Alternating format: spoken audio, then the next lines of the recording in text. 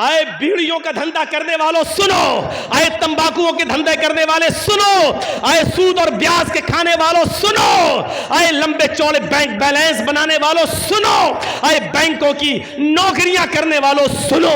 इमाम अहमद इब्न हंबल रहमतुल्लाह अलैह के पास एक बूढ़ी औरत आती है और कहती है, इमाम मोहतरम, कहा जी एक मसला पूछने आई हूं, मेरी माँ बहनें सुने, उस जमाने की औरतें और वो भी बूढ़ी औरतों में कितना तकवा हुआ करता था।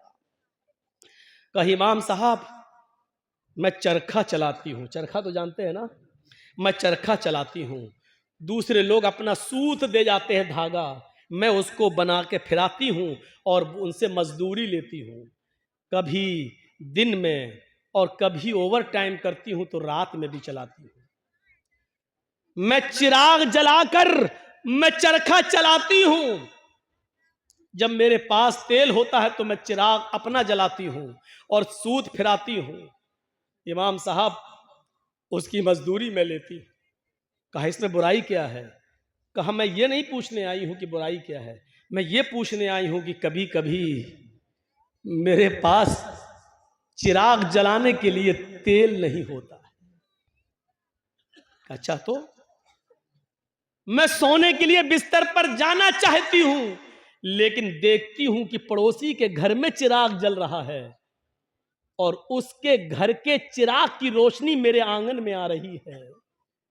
मैं अपना चरखा लेकर उस आंगन में बैठ जाऊं और उस पड़ोसी के घर से जो चिराग जल रहा है, मैं मांगने नहीं गई उसकी रोशनी, लेकिन उसकी रोशनी ऑटोमेटिक मेरे घर में आ रही है। अगर मैं उसके चिराग की आने वाली रोशनी में अगर सूत फिरा लूं और चरखा चला लूं और ये चलाकर मैं अपने मालिक से उसकी मजदूरी ले लूं, तो ये कमाई मेरे लिए हराम तो नहीं होगी? मेरे लिए ये मजदूरी हराम तो नहीं होगी? मैंने चोरी नहीं की है, मैंने उससे चिराग में का तेल नहीं मांगा है, उसके घर में चिराग जल रहा है और उसकी रोशनी मेरे घर आ रही है, उसकी रोशनी मेरे घर आ रही है। अगर मैं उसकी रोशनी में सूत फिरा लूं और इसकी मजदूरी में ले लूं तो ये मेरे लिए हराम तो नहीं होगी? ये खाकर कहीं मैं अजाब कब्र की मुस्तहिक तो नहीं बनूंगी, कहीं मैं जहन्नम में तो नहीं जाऊंगी? अहमद इब्न हंबल रहमतुल्लाह अलैह फरमाते हैं, खातून माँ तेरे सवाल ने अहमद इब्न हंबल के इल्म को आज शर्मिंदा कर दिया।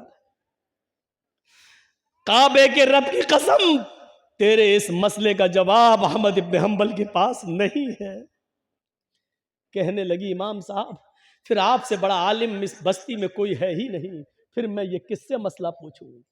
उन्होंने कहा सुन मेरी माँ, जहां तक कयास का नतीजा है, कयास का तकाजा है, तो जहां तक मेरा इल्म है मैं उस इल्म की रोशनी में कयास लगाकर अंदाजे से ये कह सकता हूं कि इसमें कोई हर्ष तो नहीं लग रहा है।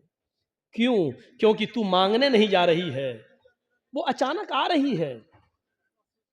तेरे घर में भी दीवार नहीं है और उसके घर में भी कोई दीवार नहीं है और उसके चिराग की रोशनी आ रही है तेरे घर, तो इसमें तेरा क्या कसूर है? बज़ाहिर तो इसमें कोई बुराई नहीं लग रही है, लेकिन अगर तुम्हारा दिल आमादा नहीं है तो मेरी माँ इससे भी बच जाओ तो बेहतर है, इससे भी परहेज कर लो तो बेहतर है, इससे भी, क्योंकि वो है तो दूसरे ही की रोशनी, है तो दूसरे ही की रोशनी। बहरहाल अगर तुम इससे भी परहेज कर लो तो ये ज्यादा बेहतर है तुम्हारे। जब वो औरत वहां से जाने लगी बुढ़िया, तो इमाम अहमद इब्न हंबल ने लोगों से पता लगवाया कि ये किसकी बेटी है, इसके बाप का क्या नाम था। बताया होगा किसी ने कुछ जो मेरे जहन में नहीं रहा। अहमद इब्न हंबल फरमाते हैं कि आज के ज़माने में ऐसी बूढ़ी औरतें मौजूद हैं, ज़रूर इसका बाप कोई आलिम कुरान होगा, आलिम हदीस होगा, क्योंकि ऐसी तरबियत अपनी औलाद के अंदर कोई बड़ा आलिम ही पैदा कर सकता है। बुढ़ापे की इस दहलीज पर पहुंचकर भी इस औरत की हालत यह है, इस बुढ़िया की हालत यह है कि पड़ोस से आने वाली रोशनी में भी, उस चिराग की रोशनी में भी चरखा चलाने के बारे में सोच रही है चाहिए कि ये चरखा चलाएंगे तो ये कमाई मेरे लिए हलाल होगी या हराम।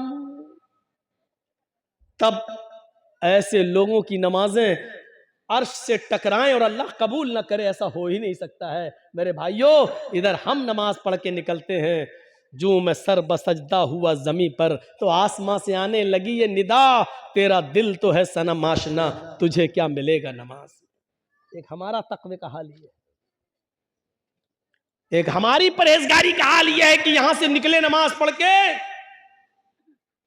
मालिकी यौमिद्दीन, तू कयामत के दिन का पूरा पूरा मालिक है।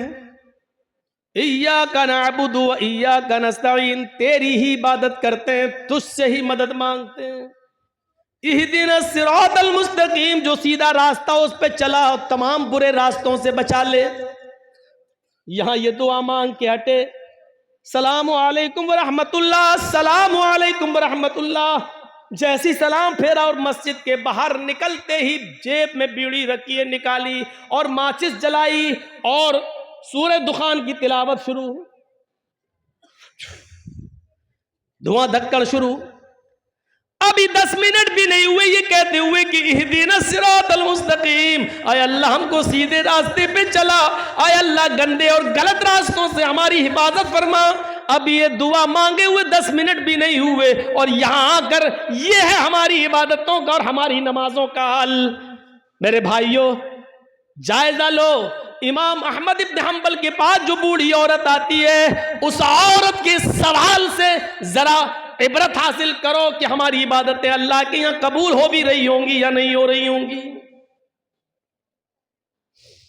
सोचो तो सही, गौर तो करो। मेरे भाइयों, यहां आदि इब्ने उमैर है, जंग बदर में गिरफ्तार करके लाए जाते हैं। आदि इब्ने उमैर है, गिरफ्तार करके लाए जाते हैं, पकड़ के लाए जाते हैं, पैरों में बेड़ियां डाल दी जाती हैं।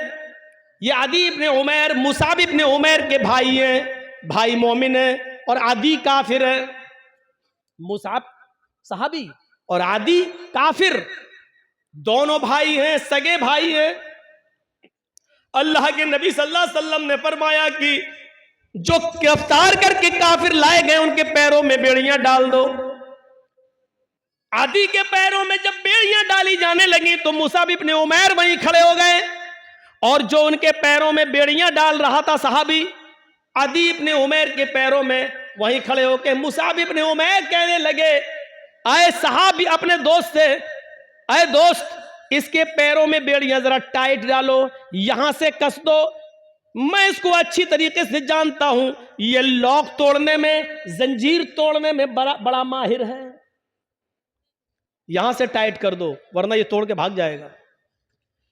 जब मुसाब इब्ने उमैर ये कह रहे थे कि इसके पैरों में यहां से टाइट करो, यहां से टाइट करो, यहां से लॉक लगाओ, तो आदि इब्ने उमैर को इतना गुस्सा आ रहा था कि मारे गुस्से के आदि चीख पड़ा, आए मुसाब तुझे शर्म आनी चाहिए, तू उसी उमैर का बेटा है जिसका बेटा मैं हूं, तेरी रगों में उसी बाप का खून तोड़ रहा है जिसका खून हमारी रगों में तोड़ रहा है, लेकिन आज तुझे भाई कहते हुए शर्म आ रही है। तेरी गैरत कैसे गवारा कर रही है कि तेरी आंखों के सामने तेरे सगे भाई के पैरों में बेड़ियां डाली जा रही हैं और तू देख रहा है खड़े होकर, और देख ही नहीं रहा है बल्कि मशवरा दे रहा है कि यहां से टाइट करो। थूकता हूं तुझ पर, भाई कहते हुए शर्म आती है तुझे। इधर मुसाब इब्ने उमैर कहते हैं, चुप, खामोश, तू भाई है मेरा? नहीं, तू मेरा भाई नहीं है। आदि कहता है, क्या उमैर तेरा बाप नहीं है? क्या मेरी मां तेरी मां नहीं है? क्या उमैर का खून तेरी रगों में नहीं दौड़ रहा है? क्या मेरी मां का दूध तेरी रगों में खून बनकर नहीं दौड़ रहा है? जवाब दिया, उमैर मेरा बाप है, ये सच है, तेरी मां मेरी मां, ये सच है, तूने और मैंने एक ही मां का दूध पिया है, ये भी सच है, तेरी और मेरी रगों में एक ही बाप का खून दौड़ रहा है, यह भी सच है, लेकिन यह सच नहीं है कि तू मेरा भाई है। जानता है मेरा भाई कौन है? आदि ने कहा, फिर कौन है अगर मैं तेरा भाई नहीं हूं? मेरा भाई वो है जो तेरे पैरों में बेड़ियां डाल रहा है। ये तेरा भाई है? हाँ, इसलिए कि मेरे इस भाई ने कलमा पढ़ा है, अशहदु अल्ला इलाहा इल्लल्लाह व अशहदु अन्ना मुहम्मदन अब्दुहु व रसूलुहु। बुखारी शरीफ की हदीस के इस वाक़े से हमें यह पता चलता है मेरे भाइयों कि इस्लाम लाने के बाद, ईमान कलमा पढ़ने के बाद, ला इलाहा इल्लल्लाह मुहम्मदुर रसूलुल्लाह का इकरार करने के बाद, इस्लामी रिश्ते से कलमे की बुनियाद पर अपने एक साथी की जो इज्जत होती है वो फिर सगा भाई भी वो दर्जा नहीं रखता है। क्या जवाब दिया? खूनी रिश्ते को कुर्बान कर दूंगा, लेकिन कलमे की बुनियाद पर ये मेरा भाई है, इस रिश्ते को मैं कुर्बान नहीं करूंगा। आए आदि, तू मेरा भाई नहीं, मेरा भाई वो है जो मेरे पैरों में बेड़ियां डाल रहा है, इसलिए कि इसने कलमा पढ़ा है, अशहदु अल्ला इलाहा इल्लल्लाह व अशहदु अन्ना मुहम्मदन अब्दुहु व रसूलुहु। इस कलमे की बुनियाद पर ये मेरा भाई है, तू भाई नहीं है। ये होता है इस्लामी रिश्ता। और इस्लामी रिश्ता इतना अहम होता है कि उसके लिए खूनी रिश्ते को कुर्बान कर दिया जाता है। अरे कम से कम उतना ही करो जो अपने लिए पसंद करो, वो अपने भाई के लिए पसंद, अपने मुसलमान भाई के लिए पसंद कर लो, यही काफी। इतना ही करो आज के जमाने में। सईद इब्ने जुबैर को हज्जाज इब्ने यूसुफ की पुलिस ढूंढ रही थी। सईद इब्ने जुबैर को हज्जाज इब्ने यूसुफ की पुलिस ढूंढ रही थी। हुक्म था उसको पकड़कर जिंदा मेरे पास लाओ, उसको कत्ल किया जाएगा।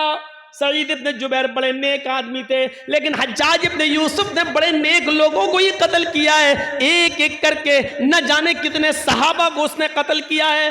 हज्जाज इब्ने यूसुफ ने सईद इब्ने जुबैर को पुलिस ढूंढ रही थी, पुलिस तलाश कर रही थी, लेकिन सईद इब्ने जुबैर किसी के हाथ नहीं लग रहे थे। रात को वो बहुत सी दूरी तय करके हज्जाज इब्ने यूसुफ की सल्तनत से निकलना चाह रहे थे, उसके मुल्क से बाहर भागने की कोशिश कर रहे थे ताकि मेरी जान बच जाए। लेकिन रात का वक्त था, अंधेरे में फायदा उठाकर वो जाया करते थे, और जब सुबह होती थी तो कहीं पनाह ले लिया करते थे ताकि हज्जाज इब्ने यूसुफ की पुलिस हमको न पकड़ ले। एक दिन रात को इशा की नमाज के बाद किसी मुसलमान के घर वो खाना खाने के लिए रुके थे, और मुसलमानों ही में से किसी ने जासूसी कर दी। हज्जाज इब्ने यूसुफ की पुलिस को बता दिया कि सईद इब्ने जुबैर फला आदमी के घर रुके हुए हैं, और रात का हिस्सा गुजरने के बाद वो इस घर से निकलेंगे और वो फिर भागेंगे। हज्जाज इब्ने यूसुफ की पुलिस आती है और इशा की नमाज के बाद उस घर पे छापा मारती है। सईद इब्ने जुबैर पकड़ लिए जाते हैं। अब बताता हूं, जासूसी किसने की? अपनों ने। अपने ही जासूसी करते हैं। लॉकडाउन के मौके पर आपने देखा होगा, हमारे उत्तर प्रदेश में तो वही हाल था, जब हर चीज का गोश्त बंद था, कुछ नहीं ले सकते थे, और चोरी छुपे कोई अगर भैंस काट लेता था तो अपने ही लोग जासूसी करते थे, फलां के घर में भैंस हुई है, और पुलिस आकर छापा मारती थी। जितने की भैंस नहीं उससे ज्यादा जुर्माना वसूल करती थी। अपने ही जासूसी करते हैं। इनाम का लालच होगा, इतना मिलेगा। सईद इब्ने जुबैर पकड़ लिए जाते हैं, और सईद इब्ने जुबैर को हज्जाज इब्ने यूसुफ के पास लाया जा रहा है। लेकिन जहां पकड़े गए वहां से हज्जाज इब्ने यूसुफ इतना दूर है कि वहां तक जाने में 1 हफ्ता लग जाएगा। घोड़े पर, ऊंट पर बैठकर सफर किया जाए तो 1 हफ्ता लग जाएगा। कितना? 1 हफ्ता। लेकिन चल रहे हैं। नमाज का वक्त होता, वो नमाज पढ़ते। सफर में रोजा माफ है, लेकिन सईद इब्ने जुबैर सफर में भी रोजा रख रहे हैं, क्योंकि उनको मालूम हो चुका है कि अब मेरी मौत का वक्त करीब है। हज्जाज के सामने मैं लाया जाऊंगा और मुझे कत्ल कर दिया जाएगा। लिहाजा वो दिन में रोजा रखना शुरू कर दिए। जहां पुलिस वाले आराम करने के लिए रुकते, वो वहीं नमाज पढ़ना शुरू कर देते और नफली इबादत करना शुरू कर देते। सईद इब्ने जुबैर की इबादत पुलिस वालों को बड़ी पसंद आई, उनका अखलाक बहुत पसंद आया। हज्जाज किन दोनों पुलिस वालों ने 3 दिन के बाद कहा, देखो सईद इब्ने जुबैर बड़ा नेक आदमी है, अगर इसको हम हज्जाज के पास ले जाएं तो हज्जाज इसको कत्ल कर देगा। बेचारा बच्चों वाला आदमी है, बीवी बच्चे इसके महरूम हो जाएंगे, और हज्जाज को क्या मालूम कि हमने इसको पकड़ा है। ऐसा करो, इस बेचारे को छोड़ देते हैं, ये नेक आदमी है, अच्छा आदमी है, हज्जाज तो जालिम है, वो इसको कत्ल कर देगा। इन दोनों पुलिस वालों ने आपस में सलाह और मशवरा किया कि इस नेक आदमी के कत्ल की जिम्मेदारी हम अपने ऊपर न लें, छोड़ देते हैं इसको। ये दोनों पुलिस वाले सईद के पास आए, कहने लगे, आए सईद इब्ने जुबैर, आए सईद इब्ने जुबैर, तुम्हारी इबादत ने, तुम्हारे अखलाक ने मेरा दिल मोह लिया है। हम नहीं चाहते कि तुम्हें हज्जाज के पास लेकर चले, मेरा दिल चाहता है कि तुम्हें हम छोड़ दें। आए हज्जाज, ये रात का वक्त है, अंधेरे का फायदा उठाओ और तुम निकल जाओ। हज्जाज को तो मालूम नहीं है कि मैंने तुम्हें गिरफ्तार कर लिया है। हम उसके पास जाएंगे और कह देंगे कि हमें सईद इब्ने जुबैर मिले ही नहीं। सईद इब्ने जुबैर ने कहा, तुम्हारी बड़ी मेहरबानी, मैं कसीरुल अयाल हूँ, मेरे बच्चे ज़्यादा हैं, मेरी बीवी है, बच्चों का बोझ है मेरे ऊपर, अगर तुम मुझे छोड़ रहे हो तो ये तुम्हारा रहम व करम है मेरे ऊपर। अच्छा है, छोड़ दीजिए भाई, मैं आपका ये एहसान कभी भूलूंगा नहीं। उन्होंने कहा, एहसान की क्या बात है, आप मुजरिम नहीं हैं, हज्जाज आपका दुश्मन है, वो आपको कत्ल करना चाहता है, जाओ। आए सईद, मैंने तुम्हें छोड़ दिया है, जाओ चुपके से, जाओ, निकल जाओ। सईद इब्ने जुबैर बड़े खुश होते हैं कि मुझे हज्जाज के पुलिस वालों ने छोड़ दिया, लेकिन उनकी खुशी ज्यादा देर तक न रही। वो थोड़ी दूर तक आगे गए होंगे, जैसे यहां से मौजमपुर बस आपका स्टैंड, 1 किलोमीटर तकरीबन गए होंगे, मुश्किल से 1 किलोमीटर गए होंगे। और जाने के बाद वहां कुछ सोचने लगते हैं और सोचकर फिर वहां से वापस आते हैं। 1 किलोमीटर गए, लेकिन कुछ उनके दिमाग में आया और वहां से सोचकर वो फिर लौटे आए, और लौट कर आने के बाद उन दोनों पुलिस वालों के पास आ गए और कहने लगे, अरे हज्जाज इब्ने यूसुफ के पुलिस वालों, मुझे हज्जाज के पास ले चलो, मैं भाग कर, छिप कर भागना नहीं चाहता, मुझे हज्जाज के पास ले चलो। पुलिस वालों ने कहा, तुम्हारा दिमाग खराब है सईद, हज्जाज तुम्हारी जान का दुश्मन है, तुम्हें कत्ल कर देगा। कहा, वो मैं जानता हूं कि वो मुझे कत्ल करेगा, फिर का इसके बावजूद मैं उसके सामने जाना चाहता हूं। पुलिस वाले कहते, हज्जाज, आए सईद, बेवकूफी मत करो, मैंने तुम्हें छोड़ दिया, फिर तुम क्यों आए। सईद इब्ने जुबैर रोते हैं और रोते हुए कहते हैं, आए पुलिस वालों, तुम्हें नहीं मालूम, जिस आदमी ने मेरी जासूसी की और तुम्हें यह बताया कि मैं इस घर में छिपा हूं, वो तो कहीं ना कहीं से देख ही रहा होगा, उसको तो यह मालूम ही होगा कि तुम दोनों ने मुझे गिरफ्तार कर लिया है, मुझे पकड़ लिया है। वो आदमी हज्जाज को यह खबर दे देगा, इन दोनों पुलिस वालों ने सईद को गिरफ्तार कर लिया। आए पुलिस वालों, अगर हज्जाज को यह पता चल गया कि तुमने मुझे पकड़ लिया था और फिर छोड़ दिया, तो मैं तो बच जाऊंगा, लेकिन फिर तुम्हारा हश्र यह होगा कि तुम दोनों को खूनी चमड़े पर लिटाकर बिठाकर तुम्हारी गर्दनों को उड़वा देगा। और मैं ये नहीं चाहता कि मेरी जान बच जाए और मेरे बदले में तुम दोनों की जान चली जाए, मेरी गर्दन महफूज रहे और तुम दोनों की गर्दनें कट जाएं। अल्लाह के नबी ने फरमाया, जो अपने लिए पसंद करो वो अपने भाई के लिए पसंद करो, और जो अपने लिए पसंद ना करो वो अपने भाई के लिए पसंद ना करो। जब मुझे अपनी गर्दन अपने लिए कटाना पसंद नहीं है, तो अपने वजह से, मेरी वजह से तुम दोनों की गर्दनें कट जाएं, ये मुझे कैसे पसंद हो सकता है। अगर मेरे बीवी बच्चे हैं तो आपके भी तो बीवी बच्चे हैं, फिर मेरे बीवी बच्चों में मैं खुश रहूं और तुम दोनों की जान जाए और तुम दोनों की बीवी बच्चे एक दूसरे के ऊपर बोझ बन जाएं, ये इस्लाम ने नहीं सिखाया, ये हमारे नबी ने नहीं सिखाया। आए हज्जाज के पुलिस वालों, मुझे हज्जाज के पास लेकर चलो। इसके बावजूद उन दोनों ने समझाया, लेकिन नहीं माने सईद इब्ने जुबैर, हम अपने लिए तुम्हारी जिंदगी खतरे में नहीं डाल सकते हैं। आखिरकार जिद करते रहे और वो दोनों पुलिस वाले उनको पकड़कर हज्जाज के सामने ले आए। हज्जाज ने कहा, बहुत बहुत मुबारक, तुम इनको पकड़ कर लाए हो, तुम्हें इनाम से नवाजा जाएगा। और कहा, कोई ख्वाहिश है तुम्हारी? उन्होंने वही ख्वाहिश जाहिर की कि हमें 2 रकात नमाज पढ़ना है। कहा पढ़ लो। खूनी चमड़ा बिछा दिया गया। कुछ खाना है, कुछ पीना है? कहा नहीं। क्यों? आखिरी तमन्ना तो सबसे पूछी जाती है, कुछ खाना हो पीना हो तो बता दो। सईद इब्ने जुबैर ने कहा इन्नी साइमुन, मैं रोजे से हूं। हज्जाज इब्ने यूसुफ ने कहा चलो। पीछे से हाथ बांध दिए गए, खूनी चमड़ा बिछा दिया गया, गर्दन नीची कर दी गई और हज्जाज के एक जल्लाद ने पूरी ताकत के साथ अपनी तलवार चलाकर सईद इब्ने जुबैर को एक ही बार में उनकी गर्दन को उनके तन से जुदा कर दिया। पूरा वाकया बताने का मेरा मकसद सिर्फ यह है कि सईद इब्ने जुबैर ने अपनी गर्दन कटाना गवारा कर लिया, लेकिन अपनी वजह से उन दोनों मुसलमान पुलिस वालों की जिंदगी खतरे में नहीं डाली। ये मुसलमान होता है जो अपनी वजह से दूसरे को मुसीबत में नहीं डालता है, जो अपनी वजह से दूसरे को तकलीफ में नहीं डालता है। वो मुसलमान ही क्या जिसकी वजह से दूसरे को तकलीफ पहुंचे।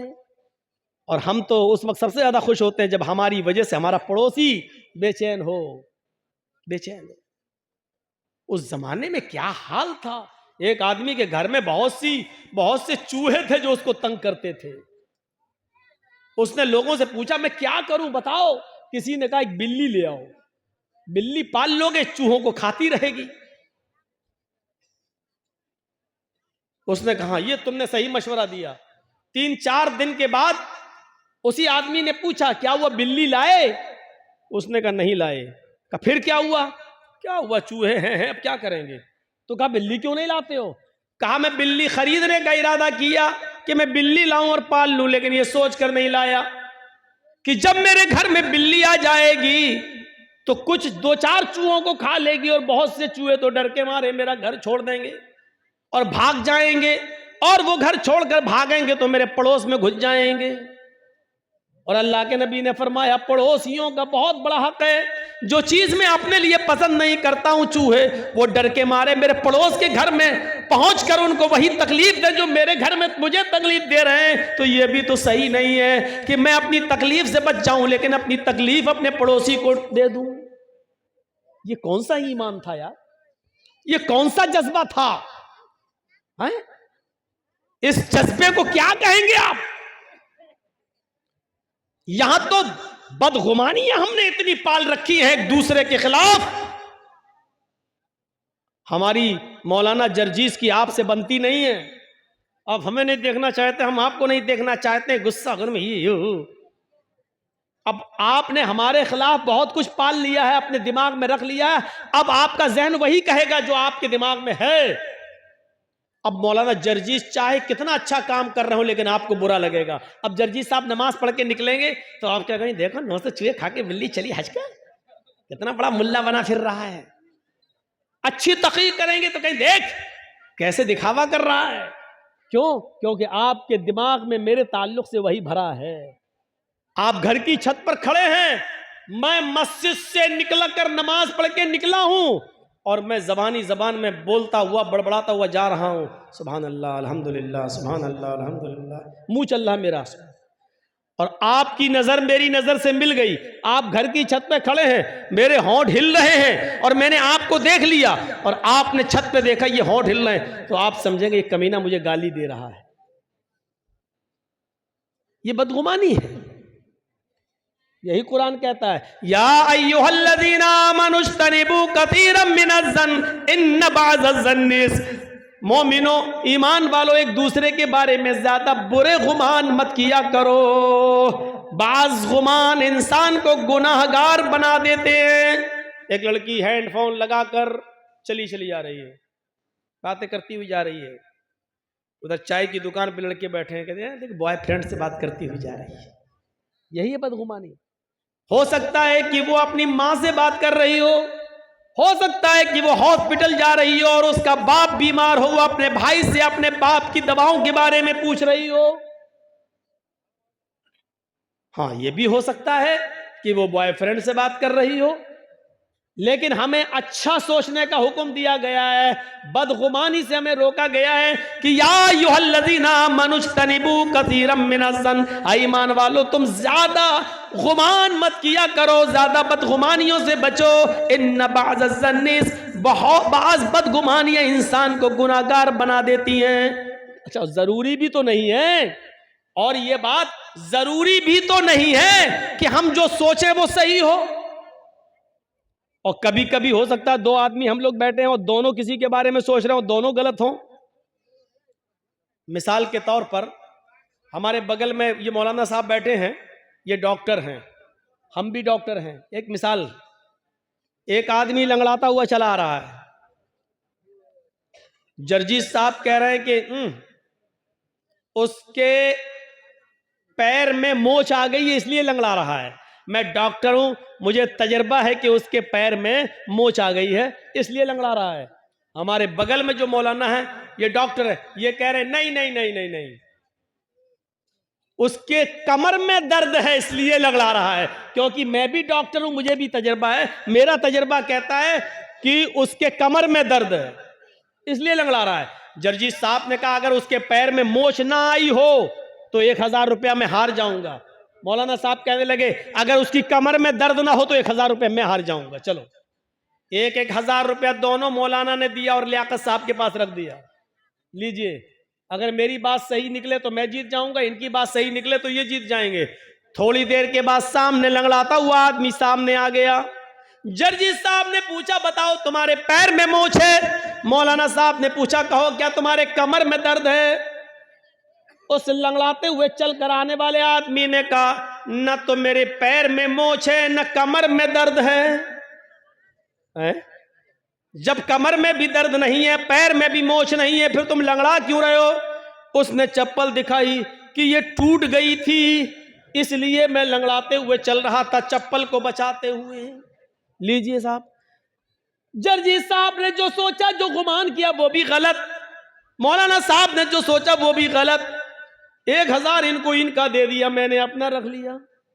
जरूरी नहीं कि आप किसी के बारे में जो सोच रहे हैं वो सही ही हो। इसलिए कुरान कहता है ज्यादा बदगुमानी से बचो, क्योंकि बाज बदगुमानियां इंसान को गुनाहगार बना देती हैं। बाज बदगुमानियां इंसान को गुनाहगार बना देती हैं। मेरे प्यारे साथियों, तसव्वुर करो इमाम औज़ाई रहमतुल्लाह अलैह के बीवी के पास एक औरत मिलने आई। सुबह फजर की नमाज के बाद, सूरज निकलने के बाद उनसे एक औरत मिलने आई। किससे? इमाम औज़ाई रहमतुल्लाह अलैह की बीवी से। दरवाजा खटखटाया, इमाम औज़ाई रहमतुल्लाह अलैह फजर की नमाज के बाद, सूरज निकलने के बाद भी कुरान की तिलावत कर रहे थे, दुआ मांग रहे थे, चटाई पर बैठे थे। जब दरवाजे पर दस्तक की आवाज सुनी तो जाते हैं और दरवाजा खोलते हैं तो क्या देखते हैं, उनके गांव की एक औरत दरवाजे पर खड़ी है। उस औरत ने कहा इमाम साहब मुझे आपकी बीवी से मुलाकात करना है, मैं आपकी बीवी से मिलने आई हूं। इमाम औज़ाई रहमतुल्लाह अलैह ने कहा अंदर आओ। उन्होंने कुरान लिया और खुद बीवी के रूम में चले गए और अपनी बीवी से कहा तुमसे मोहल्ले की कोई औरत, गांव की कोई औरत मिलने आई। इमाम औज़ाई की बीवी निकल के आई और उस मोहल्ले की औरत को उसी चटाई के ऊपर बिठा दिया जिस चटाई पर इमाम औज़ाई कुरान पढ़ रहे थे। वो औरत जैसी ऐसे बैठी, ऐसे, तो ये पीछे चटाई पर कुछ पानी पड़ा हुआ था, वो उससे वो भीग गई, पूरा वो तर हो गई और ऐसे झटकने लगी। शर्म नहीं आती, तुमने मुझे यहां भी डाल दिया। उसकी नजर पड़ी तो इमाम औज़ाई का 3 साल का बच्चा, छोटा सा बच्चा, नंगा घूम रहा था। नहीं कपड़े पहने हुए थे, छोटे छोटे बच्चे कभी ऐसे ही होते, नंगा। वो समझी कि इस बच्चे ने पेशाब किया है इसीलिए उसकी चड्डी अड्डी उतार दी गई है, ये नंगा है और इस बच्चे के पेशाब पे हमें बिठा दिया। इस औरत ने कहने शर्म नहीं आई, तुमने इस बच्चे के पेशाब पे मुझे बिठा दिया है। इमाम औज़ाई की बीवी कहती है कि बेफिक्र रहो बहन, ये पेशाब नहीं है। अरे तुम कह रही हो पेशाब नहीं है, बच्चा नंगा घूम रहा है, उसकी चड्डी ये पड़ी हुई है, भीगी हुई चड्डी ये पड़ी हुई है और चटाई पर ये भीगा और उसकी वजह से मेरा कपड़ा भीग गया, मैं नापाक, मेरा कपड़ा नापाक हो गया। अब घर जाने के बाद कपड़ा भी धुलूं और इतना हिस्सा भी मैं अपना धोऊं। इमाम औज़ाई की बीवी कहती है, मेरी बहन मैं तुमसे फिर कहती हूं कि बेफिक्र रहो, ये मेरे बच्चे का पेशाब नहीं है, आपका कपड़ा नापाक नहीं हुआ है, आपको इन्हीं कपड़ों में नमाज पढ़ लेनी है, धोने की जरूरत नहीं है। उस औरत ने कहा इमाम औज़ाई की बीवी से, इमाम साहब की बीवी, मैं कैसे यकीन कर लूं, मुझे यकीन दिलाओ, अगर ये पेशाब नहीं है तो ये पानी कहां से आया? मुझे पानी की कोई बोतल नहीं दिखाई दे रही है, आसपास कोई घड़ा, कोई मटका, कोई सुराही नहीं दिखाई दे रही है, फिर ये पानी कहां से आ गया है, मुझे बताओ। इमाम औज़ाई की बीवी ने लास्ट में आकर कहा, मेरी बहन अब सुनो, बार बार कह रही हो, मैं बताना नहीं चाहती थी लेकिन अब बताना पड़ रहा है, ये जिसको तुम पानी समझ रहे हो ये पानी नहीं है, ये मेरे शौहर हैं। इमाम औज़ाई ये फजर की नमाज पढ़ने के बाद घर में आते हैं, सूरज निकलने तक ये कुरान की तिलावत करते हैं इसी चटाई पर बैठकर, और जब सूरज निकल जाता है तो उसके बाद में ये दुआ मांगते हैं, मग़फ़िरत, तौबा करते हैं, इस्तिग़फ़ार करते हैं। और जब अल्लाह से ये तौबा करते हैं, मग़फ़िरत की दुआ करते हैं, इस्तिग़फ़ार करते हैं, तो इतना रोते हैं, इतना रोते हैं, इतना रोते हैं कि इनके आंखों के आंसुओं से ये चटाई तर हो जाती है। आए इस गांव की औरत मेरी बहन, जिसको तुम पानी समझ रही हो, ये पानी नहीं है, ये मेरे शौहर इमाम औज़ाई की आंखों से गिरने वाले आंसू हैं, उन आंसुओं की वजह से ये चटाई भीग गई है और उस चटाई पर तुम बैठ गई हो, ये आंसू हैं, पानी, पेशाब नहीं है, बेफिक्र होकर तुम नमाज पढ़ सकती हो, तुम्हारा कपड़ा नापाक नहीं हुआ। आप गौर कीजिए, लड़का नंगा है, उसका ऊपर चड्डी उसकी वही पड़ी हुई है। गांव की औरत ने भी यही सोचा कि ये पेशाब होगा क्योंकि बच्चा नंगा घूम रहा है, लेकिन जरूरी नहीं कि उसने जो सोचा वो सही हो। हम कभी कभी कुछ और सोचते हैं और निकलता कुछ और है, हकीकत कुछ और होती है। इसलिए इस बात को सोचने की कोशिश जरूरत है, हम किसी के बारे में ज्यादा बदगुमानी ना करें। अमीर माविया रहमत रज़ी अल्लाह ताला अन्हु की बीवी भी अपने घर में मेहमान नवाजी पसंद नहीं करती थी। मेहमान आ जाए, बहुत सी औरतें ऐसी होती हैं, घर में खूब अच्छा खाओ पकाओ, शौहर बच्चों को खूब खिला देंगी, लेकिन जहां उनके घर 2 दिन मेहमान आ जाए, 2 मेहमान, लो आ गया, अब इसके लिए जागो, ऐसा लगता है ये शादी करके नहीं लाया, नौकरानी बना के लाया हमें अपने घर में। अमीर माविया के घर में एक मर्तबा एक मेहमान आया और उसने कहा कि मुझे 2-3 दिन रुकना है। कहा ठीक है रुको, बाहर का कमरा दे दिया, खाना वाना खिलाया। अमीर माविया की बीवी को मेहमान नवाजी पसंद नहीं थी, वो सोचने लगी कि कुछ कमी निकालूं। कहा क्यों, ये मेहमान है, कहाँ, कितने दिन रहेंगे? कहा पता नहीं कितने दिन रहेगा, 3 दिन तो वैसे ही उसका हक है, 3 दिन तक तो मैं उसको कुछ कह ही नहीं सकता, 3 दिन के बाद अगर रहता तो उसकी मर्जी। अच्छा ठीक है। शाम का वक्त हुआ, इमाम अमीर माविया की बीवी ने सोचा कोई ऐसी कमी निकालूं, इसको घर से निकलवा दूं। इशा की नमाज के बाद अमीर माविया ने उस अपने मेहमान के कमरे में चटाई रख दी, रात में तहज्जुद पढ़ते हो तो पढ़ लेना, लोटा रख दिया, अगर वुजू बनाना हो तो पानी ये है, एक दूसरा पानी रख दिया, अगर इस्तंजा करना हो तो बाहर से दरवाज़ा खोलना और यहाँ खाली मैदान पड़ा है, यहाँ पर आप पेशाब करना हो तो यहाँ कर लेना और यहीं पर नमाज पढ़ लेना और फजर में इंशाअल्लाह मस्जिद में मुलाकात होगी। ठीक है। बाहर का सिस्टम सब अलग करके अमीर माविया सो गए। थोड़ी देर के बाद जब उनकी बीवी ने देखा कि अमीर माविया सोए हुए हैं, रात काफ़ी हो गई है, कहा कि उठें और देखें कि मेहमान क्या कर रहा है। मेहमान अगर जग रहा हो और कुछ उल्टी सीधी खुराफात कर रहा हो तो अमीर माविया को जगाऊं और कहूं कि और उसको निकाला जाए। अमीर माविया की बीवी उठती हैं और अपने मेहमान के रूम तक जाती हैं और दरवाजे में कान लगाती हैं तो क्या सुनती हैं कि मेहमान बड़ा बेहुदा और गंदा गाना गा रहा है। आवाज बड़ी प्यारी थी उसकी, सुरीली। उस सुरीली आवाज में वो बेहुदा और इश्किया गाना गा रहा, बड़ा बेहुदा गाना। अमीर माफिया की बीवी को एक नुक्ता मिल गया, एक पॉइंट मिल गया। वो जल्दी से जाती और अपने हस्बैंड को जगाती, उठो। कहा क्या है, इधर आओ, देखो तुम्हारा मेहमान क्या कर रहा है। अरे मेहमान क्या कर रहा है, उसका तो रूम मैंने अलग कर दिया है, उसका कमरा अलग कर दिया है। अरे इधर तो आओ, इधर आओ, उठो उठो उठो। उठाया, देखो देखो देखो। कहा अरे कमरा बंद है। अरे दरवाजा, कान लगाओ, कान लगाओ। जब कान लगाया तो गाना, बड़ा बेहुदा गाना गा रहा है। अमीर माविया से कहने लगी, देखो अभी भी इसको घर में रखोगे, ये ऐसा गाना गा रहा है, लगता है जैसे इसके घर में कोई माँ बहन बेटी ना हो, ऐसा गंदा गाना। अमीर माविया ने अपनी बीवी का हाथ पकड़ा और उसको खींच कर अपने बिस्तर पर लाए और फरमाया, जब मैंने उसके कमरे को अलग कर दिया, उसके रूम को अलग कर दिया, उसकी चटाई अलग कर दी, उसका मुसल्ला अलग कर दिया, उसका वुजू का लोटा अलग कर दिया, जब मैंने उसके कमरे से कोई मतलब भी नहीं रखा, तो तुमने दरवाजे पर कान लगाकर उसके अंदर की जासूसी क्यों की है? क्या तुम्हें नहीं मालूम मोहम्मद रसूलुल्लाह ने फरमाया, अगर घर के दरवाजे सब बंद हो और कोई तुम्हारे घर में झांकने की कोशिश करे, सुराख से या दीवार पर चढ़कर या किसी सांस से अगर तुम्हारे घर की जासूसी करे और तुम्हारी नजर पड़ जाए, तो बाहर निकल कर तुम उसकी दोनों आंखें फोड़ सकते हो, तुम्हें कोई गुनाह नहीं। तुम उसकी जासूसी क्यों कर रही हो? वो अंदर क्या कर रहा, हमें क्या मतलब? भाई अंदरूने खाना से हमें क्या मतलब, वो घर के अंदर क्या कर रहा है, तुम्हें किसी के घर के अंदरूनी मामले से क्या लेना देना? तुमने जासूसी क्यों की? अमीर माविया की बीवी बोलती, अब भी मुझी को कहोगे?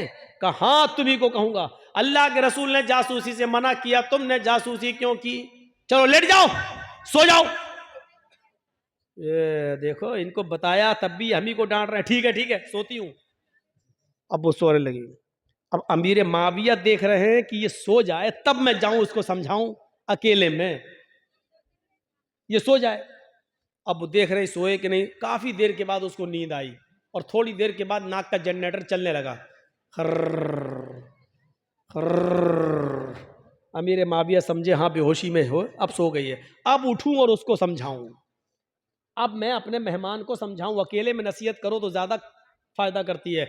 अमीर माविया उठते हैं, उसके कमरे की तरफ जाते हैं, कान लगाकर सुनते हैं कि एक बार और देख लूं, अगर जाग रहा है तो अंदर जाऊं, और नहीं जाग रहा हो, सो रहा होगा, तो उसकी नींद खराब करने से क्या फायदा। सुबह फजर के बाद जगा दूंगा, सुबह फजर के बाद समझा दूंगा।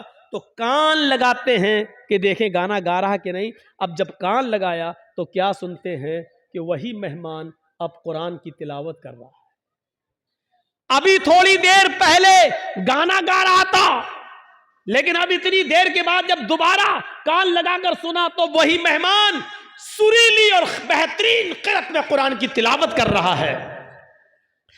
अमीर माविया भागते हुए गए और अपनी बीवी को उठाए, उठ उठ उठ उठ। क्या, अरे उठ तो।